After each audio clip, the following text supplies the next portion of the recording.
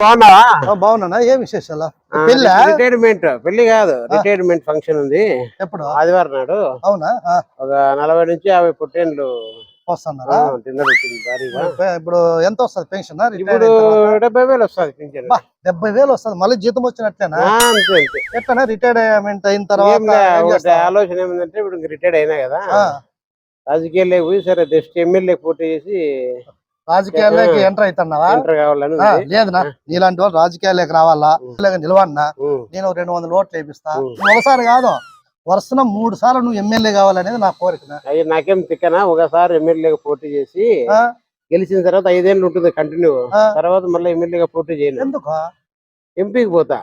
ఎంపీకి పోతా? ఎందుకు? మళ్ళీ ఎంపీకి పోటీ చేస్తే ఇప్పుడు ఆ పింఛన్ కూడా వస్తుంది నాకు. ఇప్పుడు ఎమ్మెల్యే ఇది అయిపోయినాక ఈ పింఛన్ వస్తుంది నాకు ఎమ్మెల్యే. మళ్ళీ ఎంపీగా పోటీ మళ్ళీ గెలుస్తా కదా, మళ్ళీ 5 ఏళ్ళు ఉంటాయి కదా. అది 10 కాలం అదొక పింఛన్ వస్తుంది. మొత్తం 3 పింఛన్లు వస్తాయి కదా. ఇప్పుడు ఇది డిపార్ట్మెంట్, ఇది ఎమ్మెల్యేది, ఎంపీది 3 పింఛన్లు. 3 పెన్షన్లు తీసుకోవాలని కోరుకున్నా.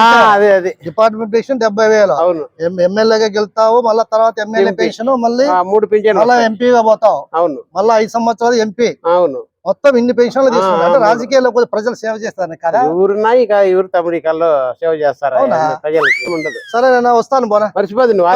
ఖచ్చితంగా వస్తాను. పో, సిగ్గు లేకోకుండా ఎమ్మెల్యే అవుతాడంట, ఎమ్మెల్యే పెన్షన్ తింటాడంట. ఎంపీ అవుతాడంట, ఎంపీ పెన్షన్ తింటాడు. ప్రజలు కట్టే ట్యాక్స్ డబ్బులతో 2 పెన్షన్లు తినడానికి అసలు సిగ్గు ఉండాలి కొద్ది కన్నా. వీళ్ళకి ఏమో ఇంకా నిరుపేదలా మీరు ఏమన్నా ఓ పెన్షన్ కావాలా, ఎమ్మెల్యే పెన్షనో లేకపోతే ఎంపీ పెన్షనో ఎమ్మెల్సీనో ఏదన్నా. పాపం 2 పెన్షన్లు తింటాడంట. ప్రజలు సేవ చేసేదానికంట. రాజకీయాలు పెన్షన్ తినేకే వస్తాడంట. అందుకే మన దేశం ఇట్లా తగలు. ఎవడు వస్తాడు? నీ రిటైర్మెంట్ వస్తాడు అనుకుంటాడా? ఓ నేను రాను